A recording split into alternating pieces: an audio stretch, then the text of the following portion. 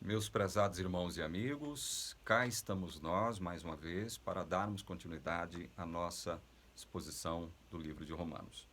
Vamos analisar Romanos capítulo 1, versículo 3. O texto diz assim: Este evangelho diz respeito a seu Filho, obviamente uma referência a Cristo, Filho de Deus. Este evangelho diz respeito a seu Filho, o qual, segundo a carne, veio da descendência de Davi. Amados, este texto pode parecer que não nos diz muita coisa, mas este texto é cheio de significado. Se nós tivéssemos que tratar de todas as implicações do que Paulo está dizendo aqui, olha, eu vou ler para contextualizar os versos 1 e 2 também, ok?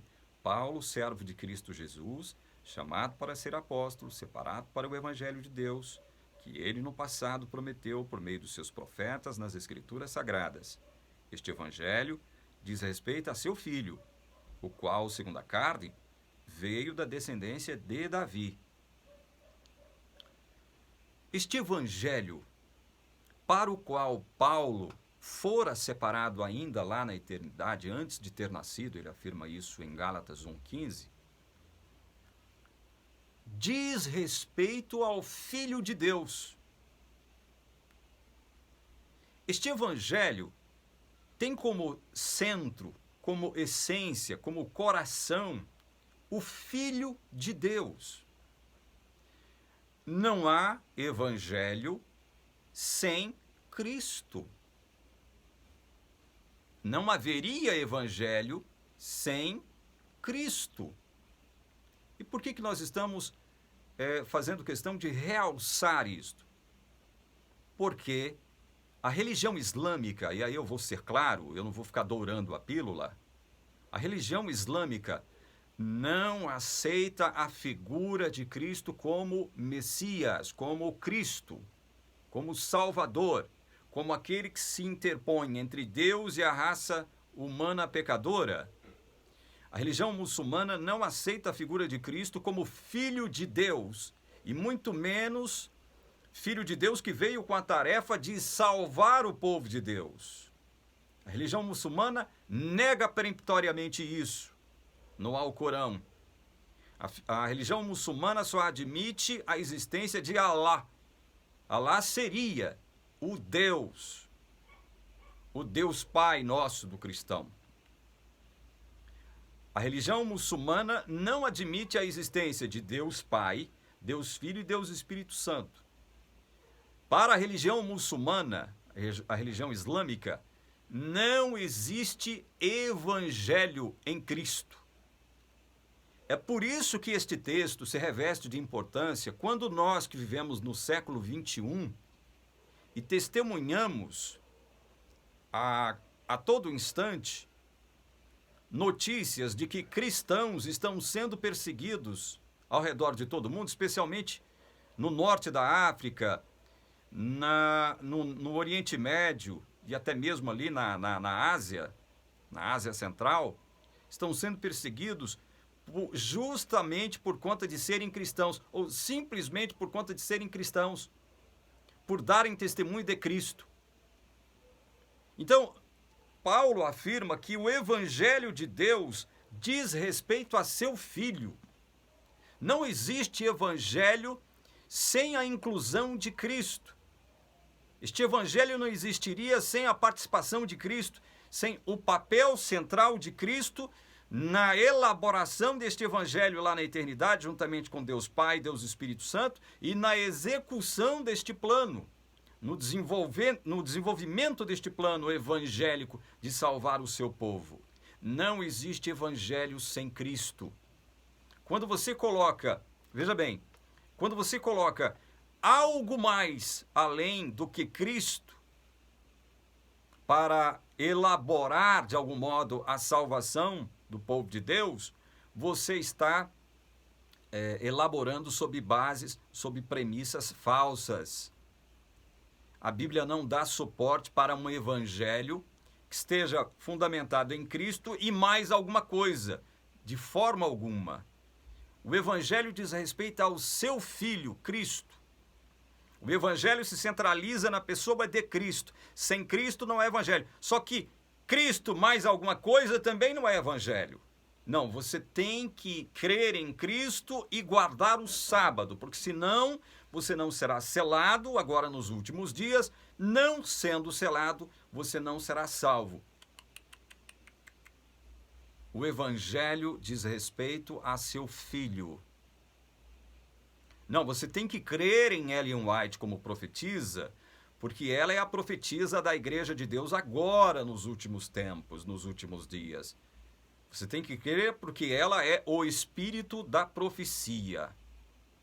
Então você tem que crer no que ela disse, no que ela escreveu, no que ela fez, porque senão você não será selado.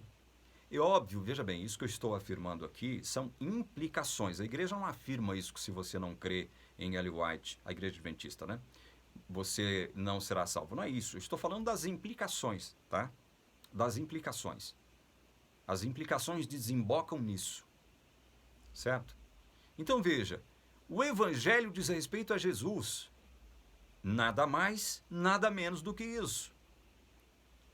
Quando eu assumo que o Evangelho, ou seja, as boas notícias de que Deus nos salvou por meio de seu Filho, quando eu procuro incluir algo mais do que isso, porque é isto que a raça humana faz,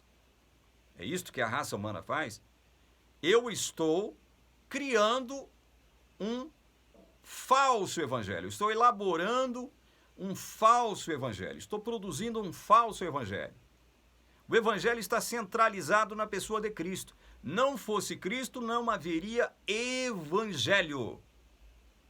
É por conta do que Cristo fez em vida, em sua morte e em sua ressurreição, é que há evangelho. Certo? E olha como isso é importante. Para onde foi Cristo depois que ele ressuscitou? Passou algum tempo aqui com os discípulos e subiu aos céus. Onde ele está? Para onde ele foi? Ele foi sentar-se à direita de Deus. Ele está sentado à direita de Deus. Isso quer dizer o quê? Que Cristo terminou a sua obra e com a sua presença ali ao lado do trono de Deus, à destra do trono de Deus, ele está nos representando. Entendem isso? Cristo está nos representando. Cristo, veja bem, Cristo não está desenvolvendo agora no céu um tal juízo investigativo para saber ou para revelar, né, já que é isso que a igreja afirma, para revelar quem está salvo, quem está perdido. Primeiro, que não há essa suposta revelação. Quem está salvo, quem está perdido, não fica sabendo disso. Às vezes o nome de alguém é passado lá segundo o entendimento adventista. Estou agora argumentando segundo o entendimento adventista. O nome de alguém é passado lá, em revista, como eles dizem, no tal juízo investigativo, e a pessoa não fica sabendo. Então, meus queridos e amados irmãos, o Evangelho não está fundamentado em qualquer coisa que ultrapasse a Cristo. É Cristo e somente Cristo. É por isso que Paulo, o próprio Paulo, quando ele escreve aos Coríntios, deixa eu ver se eu encontro esse texto, que eu me lembrei dele agora, é assim, né? Nós vamos falando da palavra de Deus e o Espírito Santo vai nos guiando. Olha só, é por isso que Paulo, escrevendo aos Coríntios, ele diz, em 1 Coríntios capítulo 2, verso 2, porque decidi nada saber entre vós, a não ser Jesus Cristo e este crucificado. Glória a Deus por isso. Olha, eu não quero saber mais nada entre vocês, a não ser a respeito de Jesus Cristo e este crucificado. Por que isto? Porque é na cruz que Jesus soluciona o nosso problema com Deus. É na cruz que Jesus nos pacifica com Deus. É na cruz de Jesus. O Evangelho está centralizado na cruz de Cristo. É na cruz de Cristo que nós somos feitos filhos de Deus.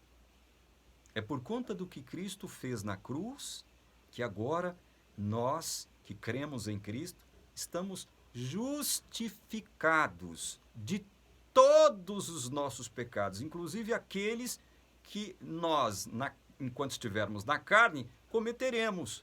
Porque como Paulo diz em Romanos capítulo 7, quando eu faço o que eu não quero, consinto com a lei que é boa, mas neste caso já não sou eu quem faz, e sim o pecado que habita em mim.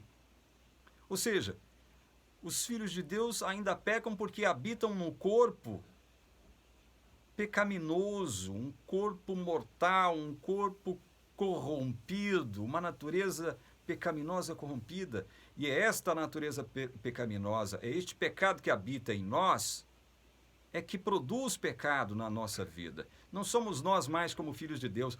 Olha só como isso é maravilhoso. E por que isso? Porque Cristo interveio. Porque Cristo veio em carne, segundo a descendência de Davi. E é interessante isso, né? Se você analisa a vida de Davi, que foi chamado homem segundo o coração de Deus, não por conta dos pecados horríveis que ele cometeu, mas primeiro por conta de Deus o ter escolhido. Deus escolheu Davi. Antes de escolher Saul, ele já havia eleito Davi. Deus escolheu Saul segundo os critérios do povo, segundo os critérios da carne. Mas, evidentemente, como Deus é onisciente, Deus já sabia de tudo que iria acontecer. Escolheu Saul segundo a vontade do povo, não segundo a sua própria vontade. Portanto, antes de escolher Saul, Deus havia elegido Davi. E Davi seria ascendente do próprio Cristo. E esse Davi, que seria um ascendente do próprio Cristo, não foi, do ponto de vista humano, um homem perfeito. Cometeu pecados horríveis que muitos de nós não teríamos coragem de cometer. Mas Cristo vem da descendência de Davi. Ele veio na carne como descendência de Davi. Para mostrar o quê? Para mostrar que a salvação depende única e exclusivamente dele. A salvação não está em qualquer outro nome que não seja o nome de Cristo. O Evangelho diz respeito a Cristo. E Cristo está no céu, como eu disse hoje, nos representando. A sua pessoa é uma representação da nossa pessoa. O Evangelho diz respeito a Cristo, nada mais, nada menos. Quando Cristo se assenta à destra do trono de Deus, depois de ter feito tudo o que fez, ele está ali nos representando. Nós estamos ali, ao lado do trono de Deus, graças ao que Cristo fez por nós. Não há mais essa questão de julgar, de juízo penal sobre o povo de Deus. Não há mais isso. Isso foi realizado na cruz. E é isso que a Igreja Adventista, essa é uma das coisas que a Igreja Adventista não entende. Ela afirma entender, mas a prática da Igreja e de sua teologia diz o contrário. Diz o contrário, porque ela afirma coisas do ponto de vista teórico, coisas maravilhosas. Mas na prática você sempre tem que fazer algo mais, você sempre tem que buscar algo mais. E o Evangelho acaba o Evangelho Adventista acaba não só dizendo respeito a Cristo, mas a Cristo e algo mais. Aí entra Ellen White, aí entra juiz investigativo, aí entra a questão da guarda do sábado e outras coisas mais. Nós vamos ficar por aqui, já analisamos com vocês o versículo 3. No próximo vídeo, nós vamos analisar o versículo 4 de Romanos capítulo 1. Que Deus abençoe e te guarde, em nome de Jesus, nosso Salvador. Amém.